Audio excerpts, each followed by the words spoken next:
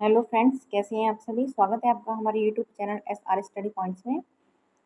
आज हम करने वाले हैं हिंदी की दूसरी क्लास। इससे पहले हम 1 से लेके 50 क्वेश्चन तक करा चुके हैं और ये आज हमारी दूसरी क्लास है। तो जो बच्चे इस क्लास से जुड़ रहे हैं वो पहली वाली क्लास को भी देख लेना। उसमें भी हमने काफ़ी सारे टॉपिक्स को क्लियर किया है और 50 प्रश्न किए हैं। और अब इस क्लास में हम 51 से लेके 100 प्रश्न तक कंप्लीट करेंगे और काफ़ी सारे टॉपिक्स को हमने इसमें लिया है। इन टॉपिक से प्रश्न बार बार आपको देखने को मिलते हैं, जैसे संज्ञा है, सर्वनाम है, विशेषण, क्रिया, अव्यय, पर्यायवाची हैं, मुहावरे हैं और विलोम शब्द हैं। तो चलिए शुरू करते हैं अपनी क्लास को बिना देरी किए। फर्स्ट क्वेश्चन इज, बुढ़ापा शब्द में कौन सी संज्ञा है? जातिवाचक, भाववाचक, व्यक्तिवाचक या फिर समूहवाचक? आंसर बी इज राइट, भाववाचक। बुढ़ापा शब्द में भाववाचक संज्ञा है।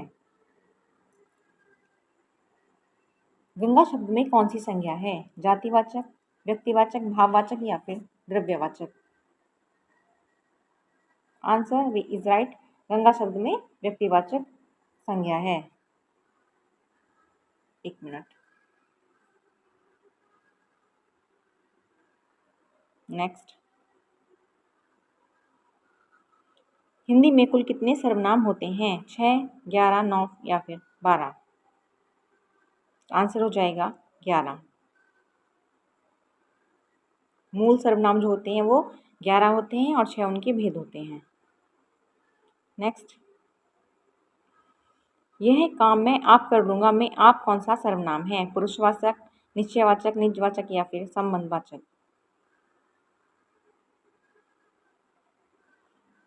आंसर हो जाएगा निजवाचक। 4 किलो दूध में कौन सा विशेषण है? गुणवाचक, संख्यावाचक, परिणाम बोधक या फिर सर्वनामिक? तो आंसर हो जाएगा परिणाम बोधक।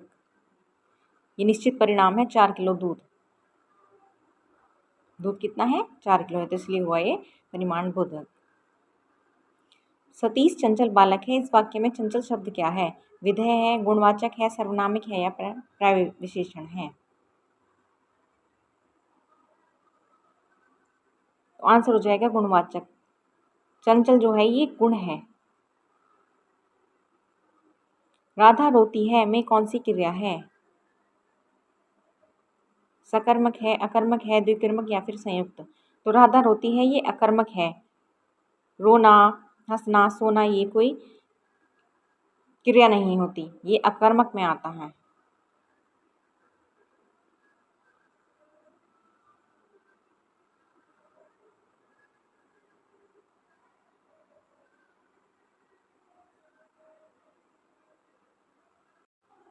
सुरेश ने पुस्तक पढ़ी में कौन सी क्रिया है?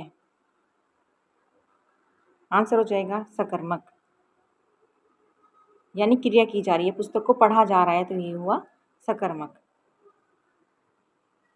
वह धीरे धीरे चल रहा है वाक्य में धीरे धीरे क्या है? क्रिया है, विशेषण है, क्रिया विशेषण है या फिर सर्वनाम है? तो वह कैसे चल रहा है धीरे धीरे? तो ये हो जाएगा क्रिया विशेषण। लड़का पेड़ से गिरा में कौन सा कारक है? यानी अलगाव हो रहा है, अलग होने का अर्थ प्रकट कर रहा है, तो ये हो जाएगा अपादान। लड़का पेड़ से गिरा यानी पेड़ से अलग हो गया। हरि मोहन को रुपए देता है, रेखांकित पद में कौन सा कारक है? यानी दान का अर्थ दान देना, तो ये संप्रदान कारक में आएगा। सप्ताह में 7 दिन होते हैं, दिन शब्द का लिंग क्या है? स्त्रीलिंग है, पुल्लिंग है, उभयलिंग है या फिर कोई नहीं है?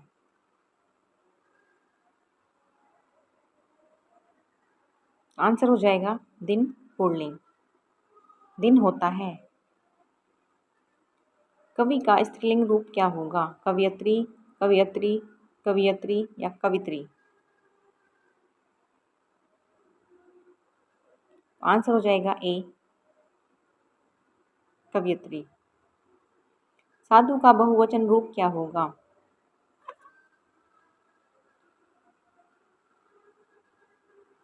तो साधु का बहुवचन साधु ही रहता है, लेकिन अगर संबोधन या कारक चिन्ह हो तो तब साधु का साधु हो जाता है। लेकिन बहुवचन साधु का साधु ही रहेगा, बिना किसी कारक या संबोधन के।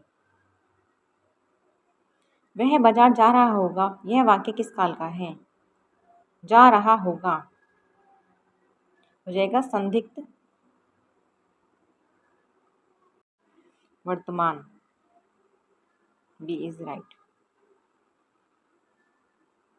मुझसे उठा नहीं जाता, इस वाक्य में कौन सा वाच्य है? कृत है, कर्म है, भाव है या फिर कोई नहीं है? तो मुझसे उठा नहीं जाता यानी भाववाच्य है। अरे तुम आ गए, इस वाक्य में अरे क्या है? संज्ञा है, सर्वनाम है, विस्मयबोधक अव्यय है या फिर विशेषण है? तो ये है विस्मयदिबोधक अव्यय, अरे। निम्नलिखित में से कौन सा शब्द स्त्रीलिंग है? पानी, दही, छाछ या फिर घी? तो स्त्रीलिंग में आएगा छाछ।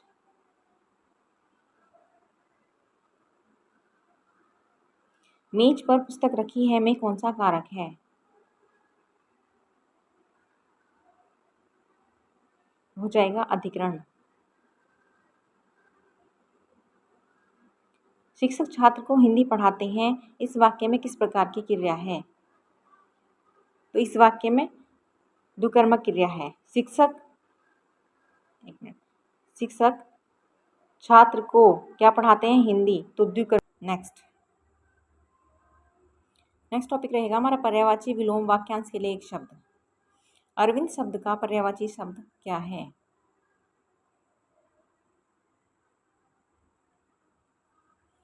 अरविंद का पर्यायवाची हो जाएगा कमल। जंगम का सही विलोम शब्द क्या है? आंसर हो जाएगा स्थावर। तिमिर शब्द का विलोम शब्द क्या है? आलोक है, किरण, रंगीन या फिर अंधकार? तिमिर का हो जाएगा आलोक। नेक्स्ट, जो सब कुछ जानता हो के लिए एक शब्द क्या होगा? अल्पज्ञ, बहुज्ञ, सर्वज्ञ या फिर अज्ञ? तो जो सब कुछ जानता हो वो हुआ सर्वज्ञ। कानन शब्द का पर्यायवाची क्या है? मधुकर, वन, पुष्प या फिर बिहप? तो कानन का हो जाएगा वन, बी इज राइट। उत्कर्ष शब्द का विलोम शब्द क्या होगा? उत्कर्ष का विलोम शब्द होता है अपकर्ष, बी इज राइट।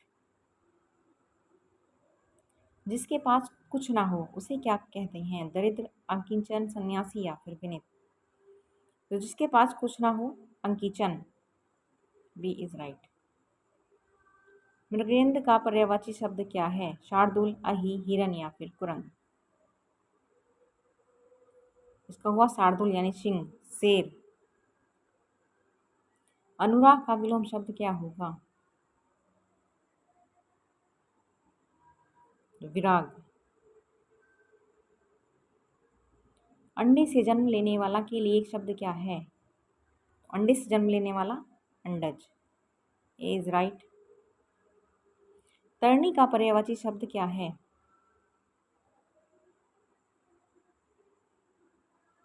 तरनी सूर्य। और एक शब्द और है तरनी, बड़ी ई की मात्रा आए तो फिर हो जाएगा नाव, ध्यान रखेंगे। आवाहन का सही विलोम शब्द बताइए। आवाहन का हो जाएगा विसर्जन। जिसका इलाज ना हो सके के लिए एक शब्द क्या है? आसाध्य है। जिसका इलाज ना हो सके असाध्य, असाध्य। विद्युत का पर्यायवाची शब्द निम्नलिखित में से कौन सा है? दामिनी है, वनिता है, गगन है या फिर पयोध है? तो विद्युत का पर्यायवाची है दामिनी। मूक का विलोम शब्द क्या होगा? मूक का हो जाएगा वाचाल। नेक्स्ट टॉपिक रहेगा मुहावरे, लोकोक्तियां, साहित्य। 86 से 100 प्रश्न के बीच। अंगूठा दिखाना मुहावरे का सही अर्थ क्या है? इनकार करना, मजाक उड़ाना, प्रसन्नता प्रकट करना या फिर नृत्य की एक मुद्रा। आंसर हो जाएगा इनकार करना। पानी पानी होना मुहावरे का क्या अर्थ है?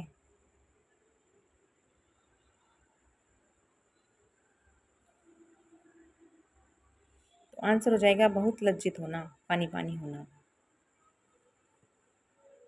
कंगाली में आटा गिलाना लोकोक्ति का सही अर्थ है? मुसीबत में और मुसीबत आना। ए इज राइट। गोदान उपन्यास के लेखक कौन हैं? मुंशी प्रेमचंद। काठ की हांडी बार बार नहीं चढ़ती का क्या अर्थ है? छल कपट का व्यवहार हमेशा नहीं चलता। Answer A is right. चमड़ी जाए पर दमड़ी ना जाए का अर्थ क्या है? बहुत कंजूस होना, बहुत बीमार होना, इज्जत दांव पर लगाना या फिर पैसा कमाना। आंसर ए इज राइट, बहुत कंजूस होना। आँख का अंधा नाम नैनसुख का सही अर्थ क्या है? गुणों के विपरीत नाम का होना।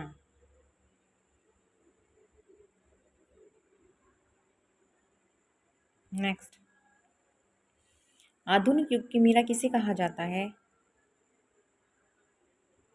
महादेवी वर्मा। कबीरदास की भाषा कौन सी थी? ब्रज, अवधी, सुदखड़ी या फिर खड़ी बोली।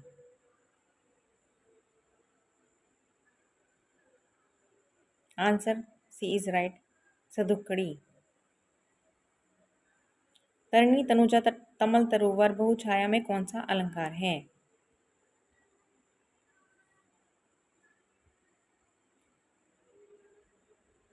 वर्ण की आवृत्ति बार बार हो रही है यानी अनुप्रस्थ अलंकार। कनक कनकते सुगुनी मातकता अधिकाय में कौन सा अलंकार है? यानी एक शब्द और अर्थ अलग अलग। एक कनक का मतलब सोना और दूसरे का मतलब धतूरा, तो क्या हुआ इसमें? यमक अलंकार।